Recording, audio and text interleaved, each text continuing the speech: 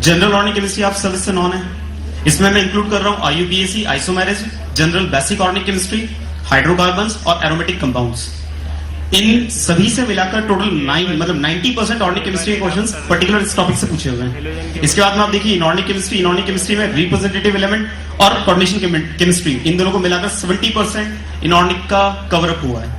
मतलब आप जेई में देखिए, जेई में भी रिप्रेजेंटेटिव एलिमेंट्स और कोऑर्डिनेशन कंपाउंड का वेटेज काफी ज्यादा था। रखी नहीं पिछले 2-3 सालों में आप अगर एनालिसिस करें तो आप खुद देखेंगे कि ऑर्गेनिक में जो मैक्सिमम वेटेज रहता है वो जीओसी, रिएक्शन मैकेनिज्म, हाइड्रोकार्बन्स और एरोमेटिक कंपाउंड्स का रहता है। इसी तरह से अगर आप इनऑर्गेनिक केमिस्ट्री में देखें तो representative element, coordination compounds, chemical bonding की काफी अच्छे टॉपिक्स हैं।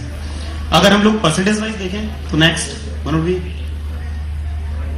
बार एनालिसिस देखिए जरा। फिजिकल केमिस्ट्री 42.8%, ऑर्गेनिक और इनऑर्गेनिक केमिस्ट्री 28.5%। पाई एनालिसिस नेक्स्ट, इसमें भी वही सिमिलर चीज। अब 11th और 12th का वेटेज आप देखिए जरा। 11th का वेटेज रहा 37.1%, 12th का वेटेज रहा 62.9।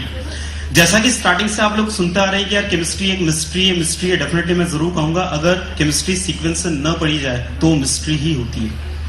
फिजिकल केमिस्ट्री कई लोगों के लिए मिस्ट्री होती है, कुछ लोगों के लिए ऑर्गेनिक मिस्ट्री होती है। पर्टिकुलर आपको सीक्वेंस में पढ़ना बहुत जरूरी है। अगर आप फिजिकल केमिस्ट्री पे कमांड करना चाहते हैं तो आपको सबसे पहले स्टोइकियोमेट्री आना बहुत जरूरी है। स्टोइकियोमेट्री के बाद में आपको केमिकल और आयनिक इक्विलिब्रियम आना बहुत जरूरी है, क्योंकि आपने खुद ने देखा होगा कि इन टॉपिक्स का ज्यादातर एप्लीकेशन सॉल्यूशन में रहता है, इलेक्ट्रो में। मतलब आप इन टॉपिक्स पर कमांड किए बगैर आप इलेक्ट्रो अच्छे से नहीं कर सकते, सॉल्यूशन आप अच्छे से नहीं कर सकते, न थर्मोकेमिस्ट्री कर सकते, न काइनेटिक्स कर सकते। मतलब आपको फिजिकल में, ऑर्गेनिक में सीक्वेंस का ध्यान रखना तो बहुत ज्यादा जरूरी है। फिजिकल में सीक्वेंस क्या रहेगा आपका? सबसे पहले आप स्टोइकियोमेट्री को बहुत अच्छे से करें, स्टोइकियोमेट्री के बाद में आप इक्विलिब्रियम क्वेश्चन बहुत अच्छा करें, उसके बाद फिर इससे रिलेटेड टॉपिक्स जैसे ऑक्सीडेशन रिडक्शन को आप इलेक्ट्रो से रिलेट करें, सॉल्यूशन, ये सारे टॉपिक्स। इसी तरह से ऑर्गेनिक केमिस्ट्री तो पूरा करा जाना बहुत जरूरी है। मतलब ऑर्गेनिक केमिस्ट्री में अगर आपने कुछ भी मिस किया तो आप पूरा क्वेश्चन तो कभी अटेम्प्ट कर ही नहीं सकते। आपको स्टार्टिंग से IUPAC, isomerism, GOC, reaction mechanism, then फिर इंडिविजुअल मास्टर्स रिएक्शन, वो सारा का सारा को करना जरूरी है। तो मैं आपसे कहूंगा बस आप सीक्वेंस मेंटेन रखिए, केमिस्ट्री कभी भी मिस्ट्री नहीं होगा। Best of luck, thank you. आप लोग AIEEE में मैथ्स के पोर्शन की बात करूं तो नो डाउट कैलकुलस का वेटेज सबसे ज्यादा है, लेकिन जैसा कि सिद्धार्थ सर ने भी कहा था कि आप इस तरीके से नहीं समझे कि सिर्फ कैलकुलस पढ़ लें और एल्जेब्रा पढ़ लें तो हमें जो रिक्वायर्ड परसेंटेज है वो आ जाएंगे। आपको कैलकुलस अच्छे से समझने के लिए graph, trigonometry, quadratic equation, log और बहुत सारे जो टॉपिक्स है उनका नॉलेज अच्छे से होना चाहिए, तभी आप कैलकुलस के प्रॉब्लम्स कर पाएंगे। बार बार जो चीज कही जा रही है कि क्वेश्चन हाइब्रिड होके आते हैं, मतलब आपको सारे टॉपिक्स का अच्छे से नॉलेज होना ही चाहिए। IIT JEE में हाइब्रिड ज्यादा होते हैं और AIEEE में कंपैरेटिवली कम होते हैं। सीधा टॉपिक का क्वेश्चन होता है, जैसे सर्कल है तो वो सर्कल पर ही बेस्ड होगा, पर IIT JEE में सच हाइब्रिड ज्यादा होते हैं। अब इसी चीज को बार एनालिसिस से देखेंगे।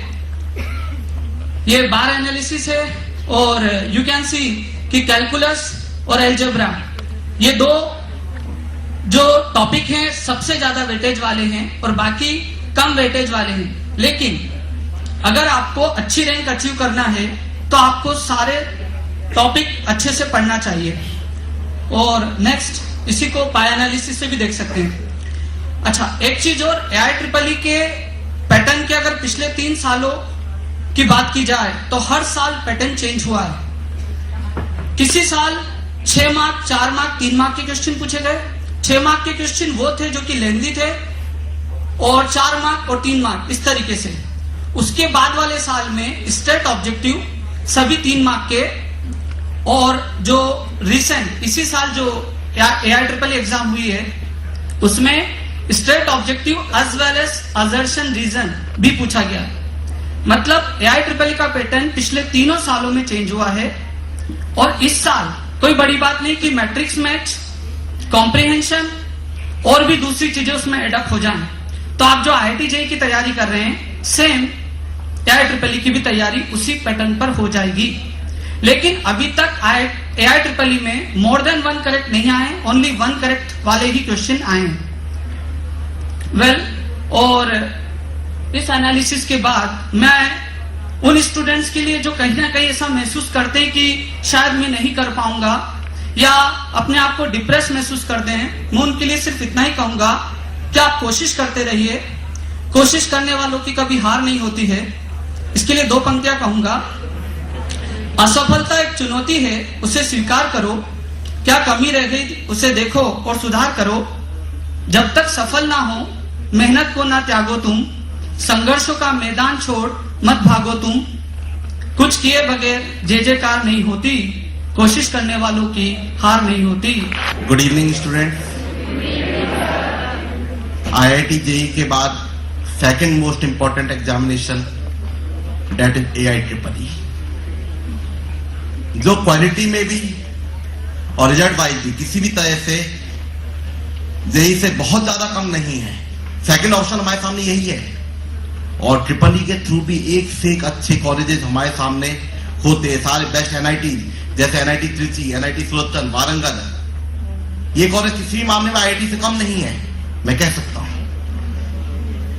दूसरी बात, एक बात आपसे और कहना चाहूंगा, इस बार EEE के लिए भी एक नए नॉर्म्स आ गए हैं, that is 2009 and onwards EEE exam के लिए भी अटेम्प्ट फिक्स कर दिए गए हैं। इससे पहले EEE के लिए अनलिमिटेड अटेम्प्ट थे, लेकिन इस बार से EEE के 3 अटेम्प्ट कर दिए गए हैं, दैट इज फाइनल। अगर EEE 2008 की बात करें तो 9 लाख कैंडिडेट ने ये एग्जाम दिया था और इसके अंदर अगर 20,000 रैंक तक भी किसी बच्चे की आई है तो उसको एक अच्छा कॉलेज अच्छी ब्रांच के साथ मिला है। अब हम 2008 फिजिक्स के पेपर का थोड़ा डिस्कशन करते हैं। मैकेनिक्स, जैसा कि आप देख रहे हैं, 13 क्वेश्चंस, 37.1 मार्क्स परसेंट। अब मरमट सर एक मोटिवेट नेक्स्ट, यह एक रैंक एनालिसिस है। Next sir, next. हाँ, 2008 की एक्सपेक्टेड रैंक्स का कॉलम है। अगर हम इस कॉलम को देखें तो यहां पर जो 34% पे हमें रैंक मिल रही है, that is 20,000 rank, nearly 20,000 rank.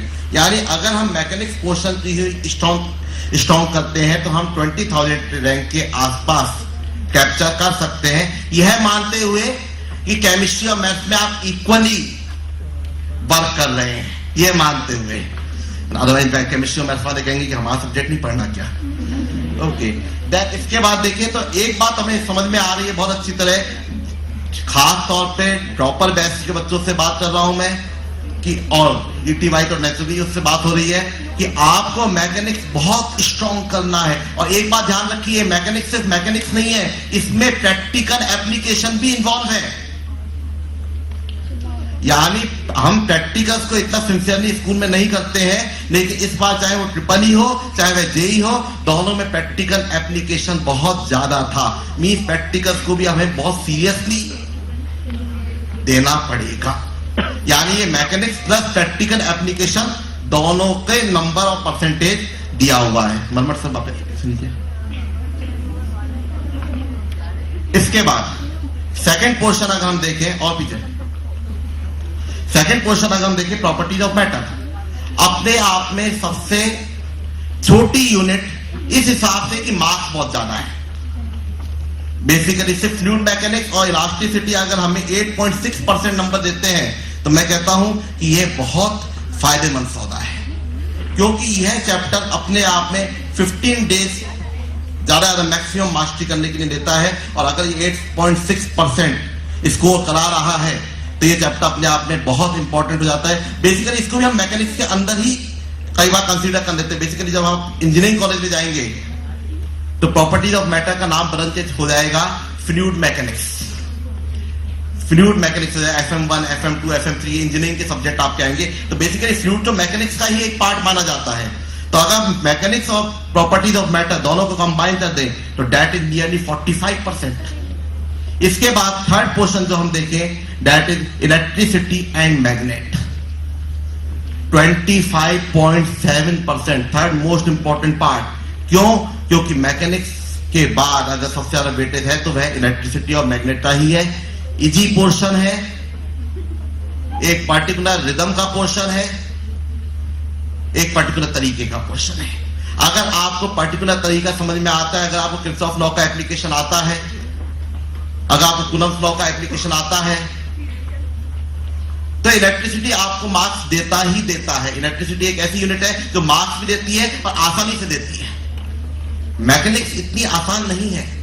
Mechanics में हम 1000 क्वेश्चंस करने तो उसके अब कह नहीं सकते 1001 हमसे होगा या नहीं होगा, लेकिन इलेक्ट्रिसिटी में हम कह सकते हैं कि अगर हमने 100 क्वेश्चंस करनी है तो 101 हमसे होगा, डेफिनेटली होगा। उसमें नया कोई ट्रेंड नहीं आ सकता है।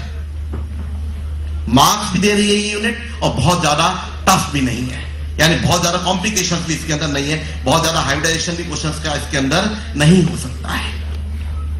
इसके बाद देन मॉडर्न फिजिक्स, बहुत अच्छी यूनिट। क्यों? क्योंकि इसमें भी बहुत ज्यादा हाइब्रिडेशन की पॉसिबिलिटीज नहीं है। सिर्फ E = h न्यू पे पूरी मॉडर्न फिजिक्स चलती है। अगर हम बात करें सिर्फ एक फॉर्मूले पे पूरी मॉडर्न फिजिक्स चलती है। थ्योरेटिकल पोर्शन भी साथ में इन्वॉल्व है, ज्यादा टफ नहीं है, अच्छे मार्क्स देता है, 12th के साथ कवर हो जाता है आसानी से। डेफिनेटली यह मार्क्स भी हमें बहुत आसानी से ऑब्टेन हो सकते हैं। 14.2% इसका वेटेज है। तो अगर मैं इलेक्ट्रिसिटी, मैग्नेट, मॉडर्न और प्रॉपर्टीज ऑफ मैटर, इन चारों का अगर हम ऐड करें तो that is nearly 75 to 80% marks. And 75 to 80% की अगर मैं टेबल देखूं तो that is providing me nearly 500 rank in AIEEE। अगर इतने ही नंबर आप फिजिक्स, केमिस्ट्री और मैथ्स में भी ले आते हैं तो okay. And I think 500 rank will provide you any college, any branch, whatever you want according to your choice. Triple एक सिंपल एग्जाम है, बशर्ते आपने उसको एक सिस्टमैटिक तरीके से पढ़ा हो, स्टडी किया हो। हर चीज की नॉलेज यहाँ पे मस्ट है। ऐसा नहीं है कि आप कुछ चीज छोड़ सकते हैं, छोड़ना कुछ भी नहीं है। जो बच्चे जेई की प्रिपरेशन कर रहे हैं उनको वह सब्जेक्ट टॉपिक्स जो वह छोड़ना चाह रहे हैं, जो वह कह रहे हैं कि 100% हम करके नहीं जाएंगे, हम 80% ही करके जाएंगे, लेकिन ढंग से करके जाएंगे, उनको भी एक सजेशन है कि वो बच्चे हुए 20% एटलीस्ट ट्रिपल ई लेवल पे तो तैयार कर लें। क्योंकि ट्रिपल ई लेवल पे आपको ज्यादा वर्क नहीं करना है। अगर IOI में भी हैं आप, ठीक है, रोटेशनल मोशन बहुत टफ टॉपिक है, अब दोबारा जेई के हिसाब से नहीं हो सकता है। हम IOI में अब इतना टाइम नहीं है, लेकिन हाँ ट्रिपल ई के हिसाब से बहुत आसानी से हो सकता है। क्योंकि ट्रिपल ई में बेसिक मोमेंट ऑफ इनर्शिया के फॉर्मूले पूछे जाते हैं और इतना तो हम याद अभी भी कर सकते हैं, इतना टाइम हमारे पास नहीं कम है। तो डेफिनेटली आपको सभी टॉपिक्स का आइडिया एक बार ट्रिपल ई लेवल पे ले लेना चाहिए। एंड ट्रिपल ई में अगर हमारे पास अच्छी रैंक आती है तो वह भी कम नहीं है किसी भी तरीके से।